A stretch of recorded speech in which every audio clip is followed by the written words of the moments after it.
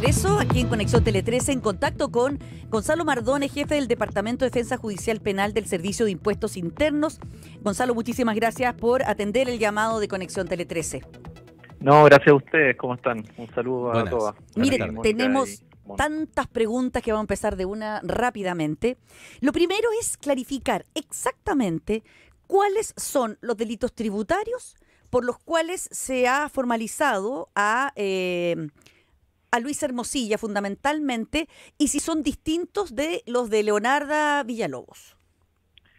Ya, mira, primero, respecto de Luis Hermosilla, a él se le formalizó y también fue la querella del Servicio de Impuestos Internos respecto del delito de declaración maliciosamente falsa. Ese es el delito que está establecido en el Código Tributario al cual se le imputó. Ahora, específicamente, pueden haber distintas clases de falsedades, pero en este caso en concreto dice relación con que él subdeclaró los ingresos que él estaba recibiendo. Es decir, él recibió ciertos ingresos que constituyen renta, que deberían tributar, y que él no los declaró en su formulario número 22 de impuesto a la renta, como hacen todos los ciudadanos en todos los años. Ya. ¿Y por qué? Porque ayer Juan Pablo Hermosilla dijo que esta demanda del Servicio de Impuesto Interno los había sorprendido porque Luis Hermosilla nunca había sido citado por ustedes antes de querellarse contra él cuando es un procedimiento bastante regular. Sí, mira, acá lo que sucedió es que el servicio realizó una recopilación de antecedentes. Ese es el nombre que tiene esta indagación por delitos tributarios, que está bien regulado. ¿Ya? Acá se cumplieron todos los estándares de esta recopilación de antecedentes, tenemos una circular al respecto, después acá hay un procedimiento bastante extenso que intervienen varias personas y se presenta la acción penal, y eso después en el tribunal también se declara admisible, y bueno, también eso fue contrastado en la audiencia, y de hecho la magistrado en su resolución determinó ella que sí concurrían todos los requisitos y que sí estaba el delito tributario, así que fue un procedimiento bastante regular y acucioso por parte del servicio, y que fue contrastado, de hecho, en el mismo tribunal. Ya, o sea, para clarificar, ustedes no cometieron nada irregular al no citar a Luis Hermosilla antes para que diera explicación al Servicio de Impuestos Internos.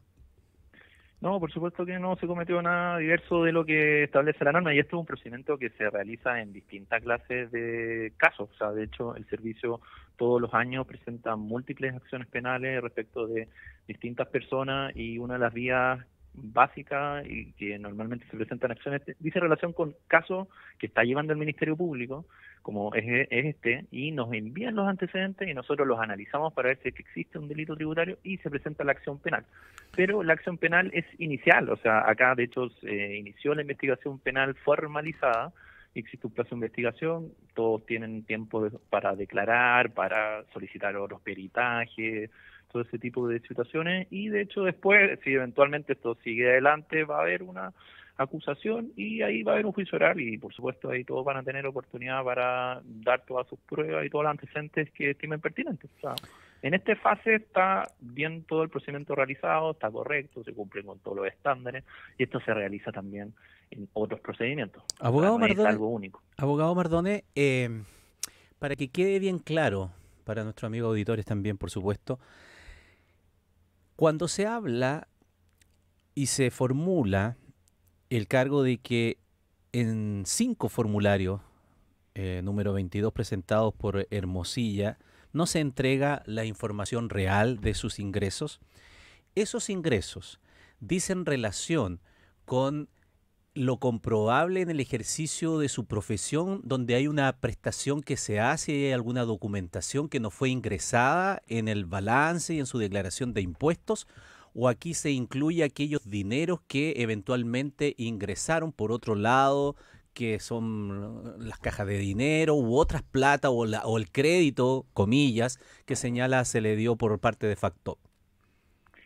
Sí, gracias, Ramón. Mira, esa es una buena pregunta, porque en el fondo, en la querella que fue presentada por el servicio, después en la formalización y como también lo vimos en la audiencia, la imputación que se realiza por los delitos tributarios respecto de Luis Hermosilla dice relación con ingresos específicamente que él realizó transferencias bancarias de su cuenta corriente de 2 de sus sociedades, ¿ya? De asesoría e inversiones Luis Hermosilla, compañía limitada, y también de otra sociedad, de sociedades profesionales Luis Edgardo Hermosilla Osorio Abogados Limitada. Es decir, dentro de las cuentas corrientes de sus 2 sociedades, se transfirió a su cuenta corriente personal. Es decir, es bastante menos complejo de lo que uno podría pensar, sino que él realizó retiros de dos sociedades a su cuenta corriente personal y él no las declaró esos retiros. Y declaró, de hecho, él sí declaró algunos retiros, pero estos retiros, el total que se pudo apreciar, no los declaró. Entonces, eso en el fondo es lo que constituye el delito base que se le imputó. ¿Y cómo el Servicio de Impuestos Internos no se da cuenta de una cosa así que es bastante fácil?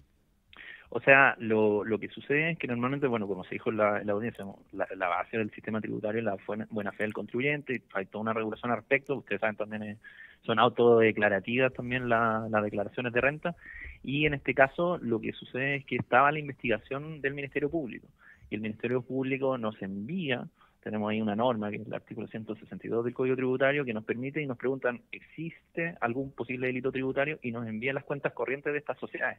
Entonces ahí es cuando nosotros como servicio hacemos este análisis, esta recopilación de antecedentes, y en este contraste, en este análisis uno se da cuenta, y aquí existen fiscalizadores tributarios especialistas en delitos tributarios, que no calzaban las declaraciones de renta que él señaló, que eran los ingresos que él tenía, con todos los ingresos que efectivamente él sí percibió. Entonces ese es el tema que es el que se constituye como delito tributario. Ya, para seguir la lógica un poco que le estaba preguntando, por decirlo de alguna manera, de la ruta del dinero. ¿Ya? Se entiende entonces que él hace retiros de estas sociedades, lo ingresa a su cuenta corriente y eso no los declara. Y ahí hay un perjuicio para el fisco porque no declara todo lo que ingresa. La pregunta, siguiendo esa ruta del dinero, lo que ingresó preliminarmente a esas sociedades, ¿son dineros limpios o son dineros que se duda de su procedencia? O sea, el análisis que realiza el servicio es el de estas cuentas corrientes. Entonces nuestro análisis técnico es, acá hubo un dinero que se entrega que se transfiere de estas dos cuentas corrientes y el cual debería tributar. Y, por supuesto, como no fue declarado, ahí está el delito. Ese es el análisis que realizamos nosotros. Eso es independiente de... El origen del dinero. Para clarificar, sí, voy a responder ahí. Eso es independiente de las investigaciones que también realiza la Fiscalía por otros delitos, y que de hecho son los delitos que están en discusión y que ustedes pudieron ver en la audiencia, que latamente se refirió a eso. Nosotros acá vemos esta posibilidad de delito tributario. Es como se entiende, pero... el elemento más técnico concreto. Se entiende, pero perdón, Mónica, una sola cosa para terminar la línea. Es entonces, cuando ustedes dicen que hay 800 millones de pesos y fracción, que no fueron, que hay un perjuicio para el Estado, estamos hablando entonces de la operación matemática que hacen de esos 5 años en que las declaraciones fueron inexactas o maliciosamente falsas, producto de esos dineros que se traspasaron a esa cuenta, dejando independientemente todo lo que haya pasado con todos los otros dineros, para que quede claro.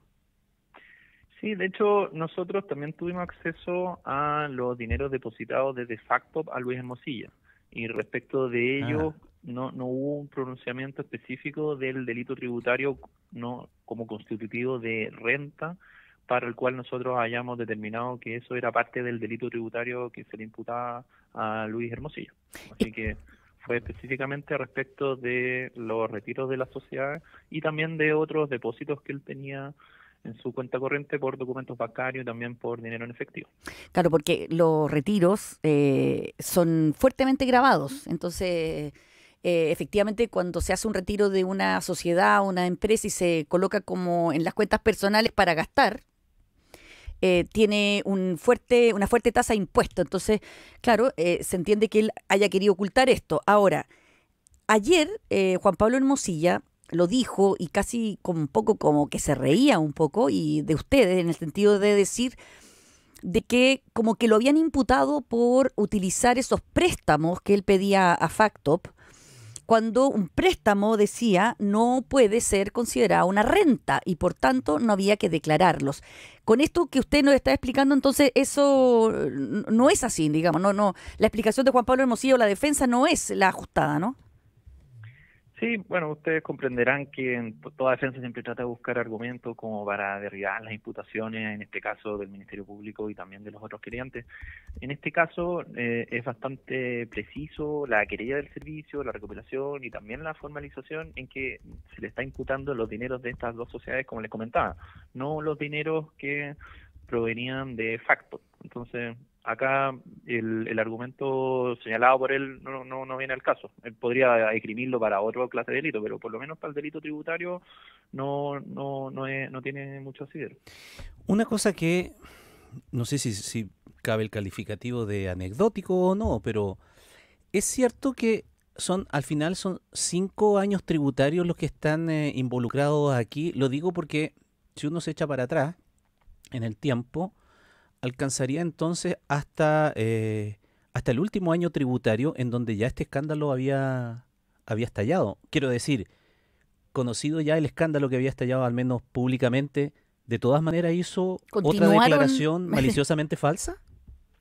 Sí, de hecho es un buen punto, porque en el fondo nosotros mismos en la audiencia mencionamos este aspecto, ya que la última declaración de renta de Luis Hermosilla fue presentada el 29 de abril de este año. Entonces, esto después de destapado el caso Audios el año pasado. Entonces, esto también fue esgrimido en la audiencia por el Servicio de Impuestos Internos, específicamente porque la libertad del imputado puede constituir un peligro para diligencias de investigación y para otros tipos de recuperaciones de antecedentes que se están realizando en curso. Entonces, y la magistrado, al decidir la prisión preventiva también de los dos imputados, también lo señaló, de que por la característica de estos dos imputados y de Luis Hermosilla, también puede ser un peligro su libertad para precisamente otros hechos que se están investigando, y de hecho el último delito que ya se imputó fue cometido este año.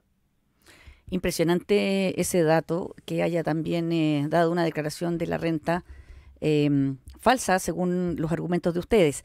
Quería preguntarle, porque hay también un imputado del Servicio de Impuestos Internos que ya quedó con arresto domiciliario, y hoy día el fiscal decía que por ahora tienen a uno y que supuestamente habría recibido 13 millones y tanto de pesos por la información que le entregaba a María Leonarda, pero el propio fiscal dice, no es lo que sabemos hasta ahora, porque es la información que hay en las cuentas corrientes, pero podría ser mucho más.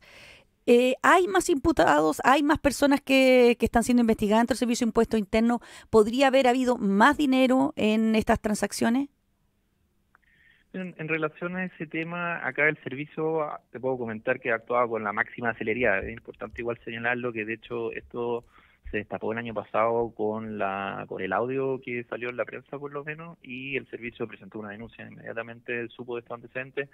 Se ha colaborado constantemente con la investigación que lleva el Ministerio Público, y los demás son antecedentes que se encuentran en investigación también y en sumario administrativo, y eso es lo que te puedo señalar al respecto, porque son materias reservadas también. Entonces, lo que pasa, lo entiendo, pero lo que pasa es que por lo menos la persona que está imputada ahora y que está con medidas cautelares, se le imputa solamente el hecho de haberle entregado información sobre determinadas sociedades a Leonarda, pero hay una persona del Servicio de Impuestos Internos que supuestamente le perdonó a uno de los hermanos Sauer una deuda de 3.000 millones de pesos, una deuda tributaria de ese monto. No, por eso, como te menciono, la información se va revelando en la medida que vayan las audiencias de formalización. Ahí se le da cierta publicidad, y esa es la información que tenemos, y cualquier otro antecedente son información que se están investigando. Y de hecho, un antecedente que es bastante importante, que en la medida que el fiscal tenga antecedentes concretos respecto de una persona que ha cometido un delito, solicita la formalización, porque así puede seguir adelante con la imputación. Entonces, las personas que están formalizadas hoy en día es respecto a las cuales se tienen ciertos antecedentes que cumplen cierto nivel, un estándar como para llegar y formalizarlo, y por supuesto que es lo que también va concomitante, que es la solicitud de las medidas cautelares como las que se decretaron el día de hoy. Una última pregunta, abogado Mardones. Usted señala que, claro, el sistema tributario se basa en la buena fe del contribuyente, ¿no? Uno parte de esa base. Pero hay indicios cuando alguien quiere eludir, ¿no? Cuando quiere hacer trampa, digámoslo derechamente, al sistema. Y para eso hay ciertos canales o ciertas alarmas que se pueden dar. Mi pregunta va relacionada con si, ante lo que hemos escuchado de danza de millones para aquí y para allá, de ingresos a ciertas cuentas corrientes no habituales, movimientos no habituales, y en efectivo. Y no sonó ninguna alarma, no le llegó ninguna alarma a usted de algún organismo correspondiente para decir, ojo, mire, este caballero aquí o esta señorita de por acá tiene movimientos que son irregulares, porque no está claro que millones y millones de pesos vayan ingresando hacía una cuenta, ¿no? Y le sumo una pregunta, ¿no los bancos donde Luis Hermosilla hizo estas transacciones, no deberían ellos, no está por ley que ellos tienen la responsabilidad de anunciar o de avisar de estas actividades sospechosas? Sí, bueno, ahí son dos preguntas en el fondo. La primera parte, en cuanto al rol del Servicio de Puentes Internos, el servicio está constantemente fiscalizando a diversos contribuyentes, tiene planes de fiscalización, tiene todo un sistema de riesgo, también tiene un modelo el cual determina la clase de riesgo de cada uno de los contribuyentes.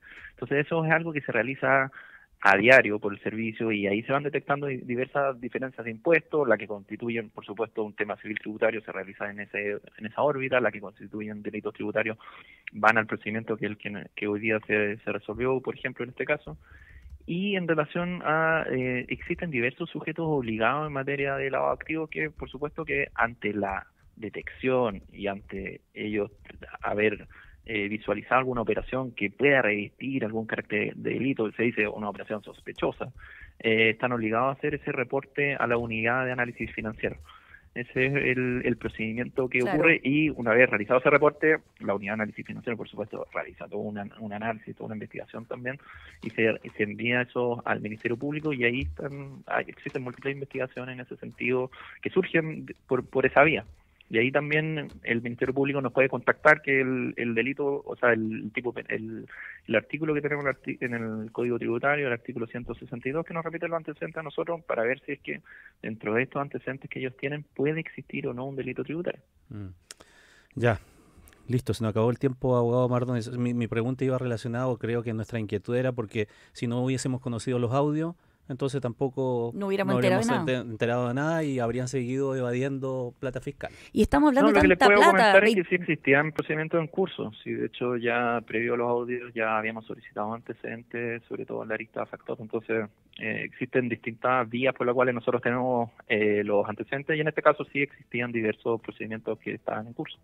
Muy bien. Claro, porque estamos hablando de 24.000 millones de Leonardo Villalobos y 5.000 millones de Luis Hermosilla. Entonces son cantidades muy, muy importantes.